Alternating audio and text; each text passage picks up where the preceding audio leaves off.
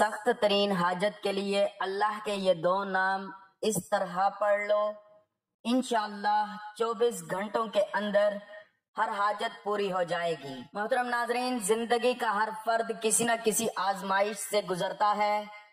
کوئی رزق کی تنگی کا شکار ہے، کوئی اولاد کی تمنا لیے بیٹھا ہے، کوئی محبت کی شکست کا درد سہ رہا ہے، اور کوئی ایسی بیماری یا تکلیف میں مبتلا ہے جس کا دنیاوی علاج بھی ناکام ہو چکا ہے۔ ایسے حالات میں انسان جب اپنے تمام سہاروں کو ناکام دیکھتا ہے تو اس کا دل ایک ہی آواز دیتا ہے، میرا اللہ۔ قرآن مجید کا پیغام بھی یہی ہے کہ جب سب دروازے بند ہو جائیں، جب کسی کی بات اثر نہ کرے، جب علاج ناکام ہو جائیں، تب بھی اللہ کا دروازہ کھلا ہے۔ وَإِذَا سَأَلَكَ عِبَادِي عَنِّي فَإِنِّي قَرِيبٌ أُجِيبُ دَعْوَةَ الدَّاعِ إِذَا دَعَانِ۔ اور جب میرے بندے آپ سے میرے بارے میں پوچھیں تو کہہ دیجئے میں قریب ہوں، پکارنے والے کی دعا قبول کرتا ہوں جب وہ مجھے پکارتا ہے۔ ناظرین، اللہ تعالیٰ کے اسماء حسنی یعنی اس کے مبارک صفاتی نام نہ صرف معرفت کے دروازے کھولتے ہیں بلکہ ان میں پوشیدہ روحانی طاقتیں انسان کی تقدیر بدل سکتی ہیں۔ آج کا وظیفہ انہی دو ناموں پر مبنی ہے۔ اگر آپ بھی زندگی کی تگدو سے تھک ہار گئے ہیں، محنت مشقت کر کے تھک گئے ہیں، لیکن آپ کے معاملات حل نہیں ہوتے، آپ کسی آزمائش میں ہیں، کوئی رزق کی تنگی ہے، اولاد کی تمنا ہے، یا کوئی بیماری یا تکلیف میں مبتلا ہے، آپ کی جو بھی مشکلات ہیں یا آپ کی کوئی بھی حاجت ہے، کاروبار میں ترقی چاہتے ہیں، عزت دولت شہرت چاہتے ہیں، ہر میدان میں کامیابی چاہتے ہیں، غرض آپ کی کوئی بھی حاجت ہے، آپ نے اپنے سخت ترین حاجات میں اللہ تعالیٰ کے بتائے گئے دو ناموں کو بتائی گئی تعداد اور ترتیب میں پڑھ لینا ہے۔ انشاءاللہ 24 گھنٹے کے اندر ہر حاجت پوری ہو جائے گی، آپ کو آپ کے ہر مقصد میں کامیابی نصیب ہوگی، آپ کو اللہ تعالیٰ اپنے ان مبارک ناموں کی بدولت عزت دولت شہرت سب کچھ عطا کر دے گا، آپ کی تمام خواہشات پر کن کا حکم فرما دے گا۔ تو آپ نے اللہ تعالیٰ کے ان دو مبارک ناموں کے بارے میں جاننے کے لیے گزارش ہے کہ ویڈیو کو آخر تک لازمی دیکھنا ہے۔ ناظرین، حضرت ایوب علیہ السلام حضرت اسحاق علیہ السلام کی نسل سے تھے۔ آپ کو اللہ تعالیٰ نے کثیر مال اولاد صحت اور عزت سے نوازا تھا، لیکن اللہ تعالیٰ نے ان کو آزمانے کے لیے ان سے سب کچھ واپس لے لیا، مال اولاد صحت حتیٰ کہ جسم پر بیماری بھی مسلط کر دی گئی۔ حضرت ایوب علیہ السلام نے اللہ تعالیٰ کے صفاتی ناموں پر یقین رکھا۔ الصبور، جو صبر کرنے والوں کو پسند کرتا ہے، الرحمن، جو ہر وقت مہربان ہے، الشفیع، شفا دینے والا۔ آپ نے تکلیف میں بھی زبان سے شکایت نہ کی بلکہ صبر کرتے رہے۔ جب آزمائش بہت بڑھ گئی تو حضرت ایوب علیہ السلام نے انتہائی عاجزی سے اللہ تعالیٰ کو پکارا۔ وَأَيُّوبَ إِذْ نَادَى رَبَّهُ أَنِّي مَسَّنِّيَ الضُّرُّ وَأَنْتَ أَرْحَمُ الرَّاحِمِينَ، یعنی اور ایوب کو یاد کرو جب اس نے اپنے رب کو پکارا کہ مجھے بیماری نے چھو لیا ہے اور تو سب سے بڑھ کر رحم کرنے والا ہے۔ یہاں انہوں نے اللہ کے صفاتی نام ارحم الراحمین یعنی سب سے زیادہ رحم کرنے والا کا وسیلہ لیا۔ اللہ تعالیٰ نے حضرت ایوب علیہ السلام کی دعا قبول فرمائی۔ فَاسْتَجَبْنَا لَهُ فَكَشَفْنَا مَا بِهِ مِنْ ضُرٍّ، یعنی تو ہم نے اس کی دعا قبول کی اور اس سے تکلیف کو دور کر دیا۔ اللہ تعالیٰ نے انہیں دوبارہ صحت، مال، اولاد اور عزت سے نوازا بلکہ دگنا عطا فرمایا۔ قرآن پاک میں حضرت ایوب علیہ السلام کی تعریف کرتے ہوئے فرمایا گیا، اِنَّا وَجَدْنَاهُ صَابِرًا نِعْمَ الْعَبْدُ إِنَّهُ أَوَّابٌ، یعنی ہم نے اسے صابر پایا، وہ کیا ہی اچھا بندہ تھا، بے شک وہ بہت رجوع کرنے والا تھا۔ اسی طرح حضرت یوسف علیہ السلام جو حضرت یعقوب علیہ السلام کے بیٹے اور حضرت اسحاق علیہ السلام کے پوتے تھے، آپ کو اللہ تعالیٰ نے نبوت کے عظیم منصب پر فائز فرمایا، اور احسن القصص یعنی سب سے بہترین قصہ قرآن پاک میں انہی کے بارے میں نازل کیا گیا۔ حضرت یوسف علیہ السلام نے بچپن میں ایک خواب دیکھا کہ انی رأیت احد عشر کوکبا والشمس والقمر رأیتهم للساجدین، یعنی میں نے خواب میں دیکھا کہ 11 ستارے، سورج اور چاند مجھے سجدہ کر رہے ہیں۔ یہ خواب ان کی نبوت، عظمت اور مستقبل کی عزت کا اشارہ تھا، جس پر ان کے بھائیوں نے حسد کیا اور انہیں کنویں میں پھینک دیا۔ حضرت یوسف علیہ السلام نے تمام مشکلات میں اللہ تعالیٰ کے نام الصبور، بہت زیادہ صبر کرنے والا، اور الحفیظ، محافظ کو دل میں رکھا۔ وہ جانتے تھے کہ اللہ ہر چیز کا محافظ ہے، چاہے وہ کنویں کی تنہائی ہو یا غلامی کا زمانہ یا جیل کی قید۔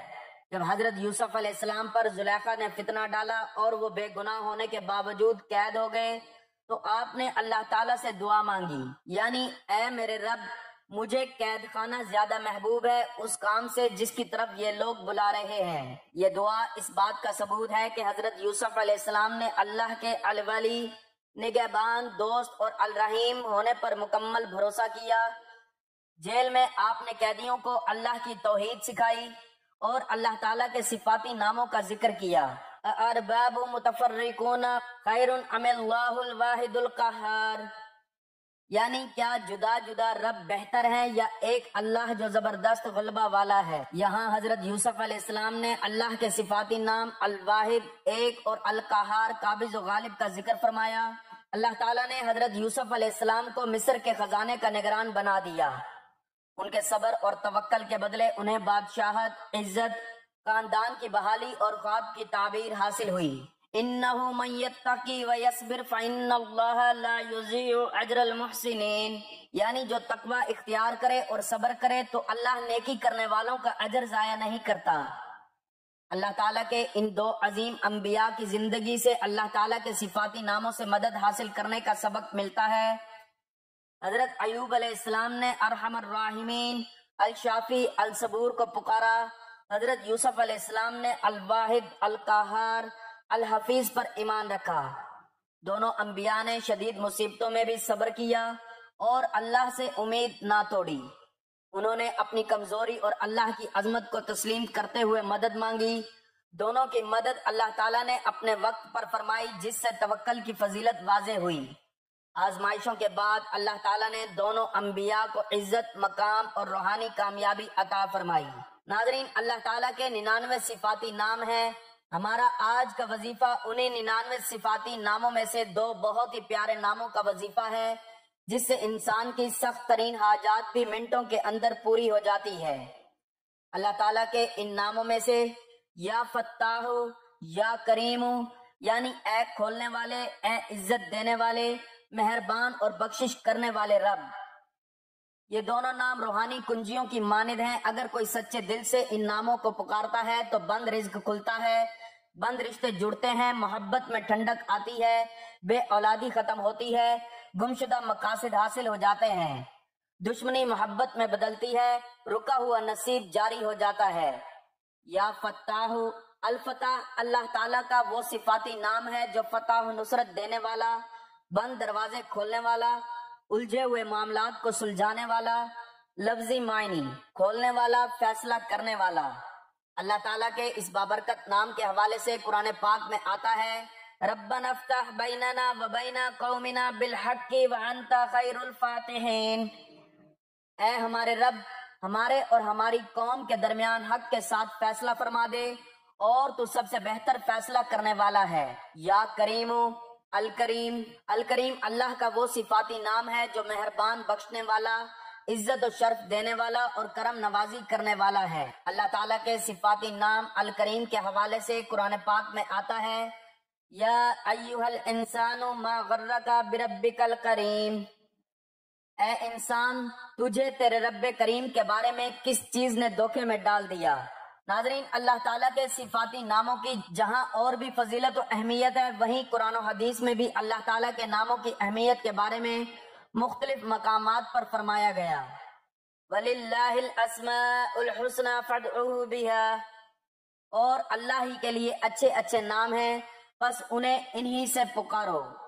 اسی طرح سورۃ الحشر، هُوَ اللَّهُ الَّذِي لَا إِلَٰهَ إِلَّا هُوَ الْمَلِكُ الْقُدُّوسُ السَّلَامُ، سورۃ النور، اللہ نور السماوات والارض، سورۃ یوسف، انہ هو الغفور الرحیم۔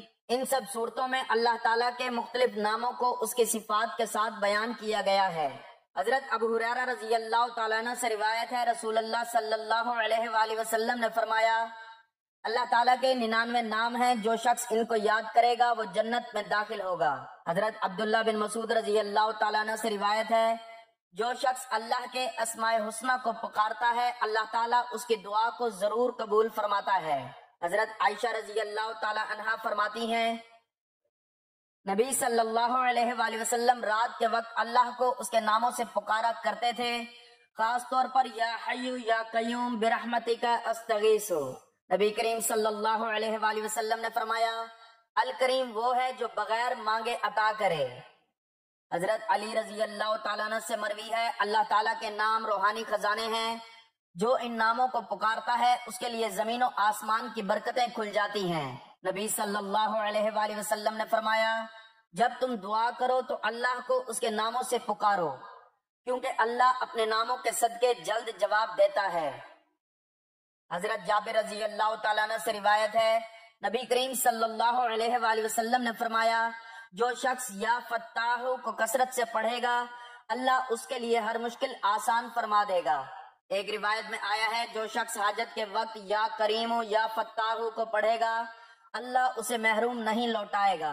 ناظرین، حضرت موسیٰ علیہ السلام اللہ تعالیٰ کے جلیل القدر پیغمبر تھے، جنہیں بنی اسرائیل کو فرعون کی غلامی سے نجات دلانے کے لیے بھیجا گیا۔ فرعون جو خود کو رب اعلیٰ کہلوانے پر بضد تھا، اپنے ظلم، تکبر اور سرکشی میں یہاں تک بڑھ چکا تھا کہ اس نے معصوم بچوں کو ذبح کروایا، عورتوں کو زندہ رہنے دیا تاکہ وہ غلامی کرتی رہیں، اور بنی اسرائیل کو ہر لمحہ اپنی طاقت کا غلام بنانے کی کوشش کی۔ اللہ تعالیٰ نے حضرت موسیٰ علیہ السلام کو نبوت عطا کی اور ان کے ہاتھ پر معجزے ظاہر کیے۔ انہوں نے فرعون کو اللہ کی طرف بلایا، لیکن وہ حق قبول نہ کر سکا۔ جب اللہ تعالیٰ کا حکم ہوا کہ حضرت موسیٰ علیہ السلام بنی اسرائیل کو لے کر مصر سے نکل جائیں تو وہ سب رات کی تاریکی میں روانہ ہوئے۔ جب فرعون کو اس ہجرت کی خبر ملی تو اس نے اپنا لشکر تیار کیا، سواریاں نکلوائیں، فوجیں جمع کی اور بنی اسرائیل کے پیچھے نکل پڑا۔ وہ سمجھتا تھا کہ حضرت موسیٰ علیہ السلام اور ان کے ساتھی اب کہیں نہیں جا سکتے، کیونکہ سامنے سمندر ہے اور پیچھے فرعون کا خون خوار لشکر۔ وہ لمحہ انتہائی خوفناک تھا، ایک طرف غیظ و غضب سے بھرا فرعون کا لشکر، دوسری طرف سمندر کی گہرائی اور وسعت۔ بنی اسرائیل گھبرا گئے، ان کے چہرے پر خوف طاری ہو گیا۔ کچھ لوگ حضرت موسیٰ علیہ السلام سے کہنے لگے، انا لمدرکون، ہم تو پکڑے گئے، یعنی ہمارا راستہ بند ہو گیا، اب بچنے کا کوئی امکان نہیں۔ لیکن حضرت موسیٰ علیہ السلام کا ایمان کبھی متزلزل نہ ہوا۔ انہوں نے اللہ رب العالمین کو پکارا، اس کو جس نے انہیں نبوت عطا کی، جس نے ان کے ہاتھ پر لاٹھی کو اژدہا بنایا، جس نے ان کی دعا سے فرعون کی جادوگری کو مٹا دیا۔ حضرت موسیٰ علیہ السلام نے اس وقت کہا، کلا ان معی رب سیہدین، ہرگز نہیں، بے شک میرے ساتھ میرا رب ہے، وہ مجھے راستہ ضرور دکھائے گا۔ یہ یقین، یہ ایمان، یہ توکل تھا اللہ الفتاح پر، وہ رب جو بند دروازے کھول دیتا ہے، وہ راستے جو مخلوق کی نظر میں ناممکن ہوتے ہیں الفتاح ان کو ممکن کر دیتا ہے۔ پھر کیا ہوا؟ الفتاح نے راستہ کھول دیا۔ اللہ تعالیٰ جو الفتاح ہے، یعنی جو بند راستوں کو کھولنے والا ہے، جس کے لیے کوئی دروازہ بند نہیں، اس نے حضرت موسیٰ علیہ السلام کو حکم دیا، بس ہم نے موسیٰ کو وحی کی کہ اپنی لاٹھی سمندر پر مارو تو وہ پھٹ گیا اور ہر حصہ بڑے پہاڑ کی مانند ہو گیا۔ یہ اللہ تعالیٰ کا معجزہ تھا، وہ جو الفتاح ہے۔ اس نے ایک نبی کی پکار پر سمندر کو 2 حصوں میں تقسیم کر دیا، پانی پہاڑوں کی طرح کھڑا ہو گیا اور درمیان میں ایک خشک راستہ بن گیا۔ بنی اسرائیل اپنی جانیں بچاتے ہوئے اس خشک راستے سے گزر گئے۔ ان کے قدموں کے نیچے زمین خشک تھی، نہ کیچڑ نہ پانی، کیونکہ یہ الفتاح کا بنایا ہوا راستہ تھا جو صرف ایمان والوں کے لیے کھلا تھا۔ جب فرعون اور اس کا لشکر بھی اسی راستے میں داخل ہوئے تو بنی اسرائیل سمندر کے پار پہنچ چکے تھے۔ اب اللہ تعالیٰ نے سمندر کو دوبارہ ویسا ہی کر دیا جیسے وہ پہلے تھا۔ فرعون اور اس کا پورا لشکر ڈوب گیا۔ یہی وہ لمحہ تھا جب فرعون نے کلمہ پڑھا، لیکن دیر ہو چکی تھی۔ لیکن اللہ تعالیٰ نے فرمایا، اب جبکہ تو پہلے نافرمانی کرتا رہا اور فساد کرنے والوں میں سے تھا۔ فرعون کا غرور، اس کا لشکر، اس کی طاقت، سب کچھ سمندر کی لہروں میں دفن ہو گیا اور ہمیشہ کے لیے ایک عبرت بن گیا۔ تو ناظرین، جب دنیا کی طاقتیں تمہارے خلاف ہوں، جب سارے دروازے بند ہو جائیں، جب انسان سوچنے سے قاصر ہو جائے کہ اب کیا ہوگا، تب دل میں یہ پکار ہونی چاہیے، ان معی ربی سیہدین، میرا رب میرے ساتھ ہے، وہ مجھے راستہ ضرور دکھائے گا۔ آپ کو بھی جب لگے کہ آپ کے معاملات حل نہیں ہو رہے، ہر طرف پریشانی ہی پریشانی ہے، آپ کی خواہشات، آپ کی حاجات پوری نہیں ہو رہی، تو آپ نے اللہ تعالیٰ کی ذات پر مکمل یقین اور بھروسہ کرتے ہوئے اللہ تعالیٰ کے ان دو مبارک ناموں کی تسبیح پڑھنی ہے۔ اس کے لیے جگہ کی کوئی قید نہیں، آپ کو جب جہاں جیسے وقت مل جائے آپ نے اس عمل کو کر لینا ہے۔ اگر آپ کسی نماز کے بعد پڑھنا چاہیں، پھر نماز مغرب کے بعد باوضو حالت میں نماز ادا کر لیں، تو اس کے بعد وہیں جائے نماز پر بیٹھے بیٹھے بھی اس عمل کو کر سکتے ہیں، یا پھر چلتے پھرتے بھی اس عمل کو کر سکتے ہیں۔ اس کے لیے سب سے پہلے آپ نے حضور پاک صلی اللہ علیہ وآلہ وسلم کی ذات اقدس پر درود پاک کا نذرانہ پیش کرنا ہے۔ درود پاک ایک مرتبہ ثواب کے لیے میرے ساتھ بھی پڑھ لیں۔ اللہم صلی علی محمد وعلی آل محمد کما صلیت علی ابراہیم وعلی آل ابراہیم انک حمید مجید۔ اللہم بارک علی محمد وعلی آل محمد کما بارکت علی ابراہیم وعلی آل ابراہیم انک حمید مجید۔ درود پاک پڑھنے کے بعد آپ نے سب سے پہلے اللہ تعالیٰ کے ان دو ناموں کی تسبیح پڑھنی ہے، یا فتاح یا کریم۔ یہ دو نام آپ نے ہاتھوں کی انگلیوں پر یا تسبیح کے دانوں پر گن کر پڑھنے ہیں، تعداد میں کمی بیشی بالکل بھی نہ ہو، پوری ایک تسبیح یعنی 100 مرتبہ آپ نے ان ناموں کو پڑھنا ہے۔ دونوں کو ملا کر پڑھیں گے تو ایک شمار ہوگا۔ یہ ایک تسبیح پڑھنے کے بعد آپ نے 3 مرتبہ سورۃ اخلاص پڑھ لینی ہے۔ بسم اللہ الرحمن الرحیم، قل هو اللہ احد اللہ الصمد لم یلد ولم یولد ولم یکن لہ کفوا احد۔ 3 مرتبہ سورۃ اخلاص پڑھنے کے بعد آپ نے پھر اتنا درود پاک پڑھ لینا ہے جتنا وظیفہ شروع کرنے سے پہلے پڑھا تھا۔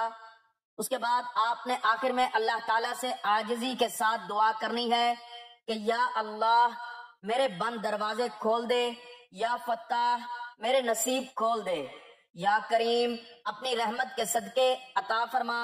اپنی حاجات صاف دل سے بیان کریں، انشاءاللہ اس عمل کی بدولت اللہ تعالیٰ آپ کی تمام حاجات کو 24 گھنٹے کے اندر اندر پورا فرما دے گا۔ دعا ہے کہ اللہ تعالیٰ نیکی کی بات کو سننے سمجھنے اور اس پر عمل کرنے کی توفیق عطا فرمائے، اپنے ناموں کی برکت سے ہمارے معاملات آسان فرمائے اور ہماری خواہشات کو پورا فرمائے، آمین۔ ناظرین، گزارش ہے کہ اللہ تعالیٰ کے 99 ناموں میں سے کوئی ایک نام لکھ کر کمنٹس میں ضرور شیئر کریں۔ اللہ تعالیٰ ہم سب کا حامی و ناصر ہو، آمین، جزاک اللہ۔